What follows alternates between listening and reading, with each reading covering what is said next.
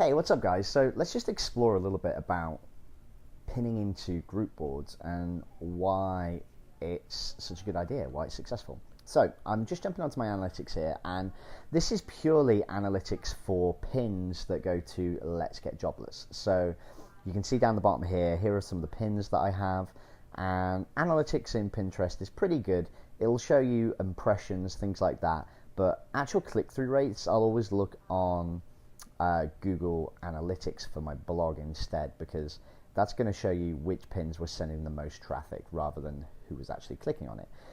It also shows you boards which are making the top amount of pin impressions. So when we start to automate our pins later on, this should hopefully show us which of our boards are giving us the most amount of clicks, repins, all that kind of stuff. And this will show group boards in here as well. It's also going to show you other people's boards, so you can see actually here, although my board's giving me the most pins, there's another board here called Online Jobs by Sassy Ma, and that's actually getting me a reasonable amount of clicks and saves.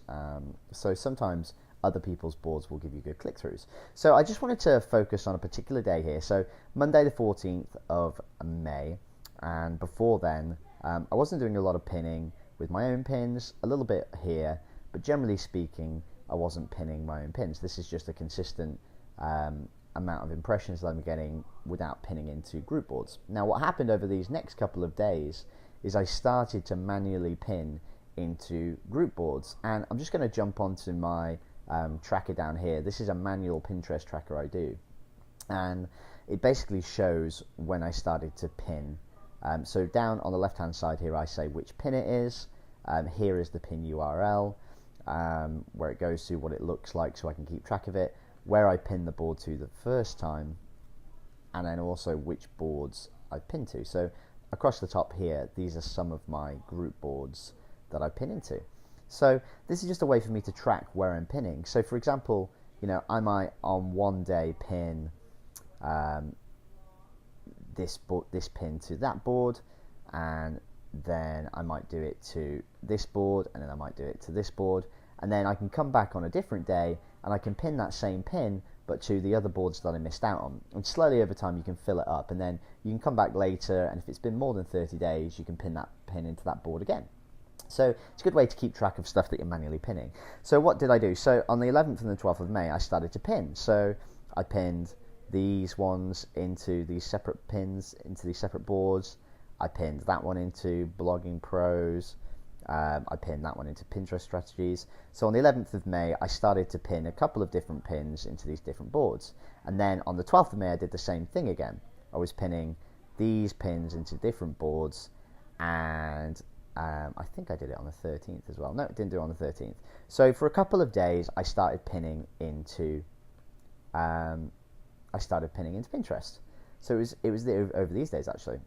And then what happened is I then got a spike in traffic. So the Wednesday, the 16th of May, so I did it for 2 days, I didn't do it for a couple of days, and then the 16th of May, I did it again. And this time, instead of posting my different blogs, I posted 5 versions of the same pin. So I had, and it was these pins here, it was the blog niche pins. And I was doing red and white background, grey backgrounds, different backgrounds. And on the 16th of May, I posted them across all of my boards. So it was only 5 pins. I put them into 3 boards each, so it was a total of 15 pins that morning. But what happened was it spiked my traffic. Now, over the next couple of days, I did a couple of pins, but not as many, into different boards again. And then I stopped doing it altogether, and my pins went back down to that lower level. So why is this important? So the reason this is important is that with Boardboosters, and when you're in multiple boards, when you're part of, I'm only part of about 15 to 20 group boards here. When you start to get into 30, 40, 50 group boards, and you have 7 pins for every blog post, and you have a ton of different pins down here, it gets really hard to keep track of who you're pinning, what you're pinning, how often you're doing it. And Boardboosters is going to essentially automate this process for us. So every day our pins will be going to different group boards consistently, and that's going to help us get a consistent level of traffic with our group boards. So that's the reason that we want to do the automation. It's so that instead of having these spikes when we do it and then drops when we don't, it's just going to automate, and you'll start to see a consistent level of higher exposure in traffic.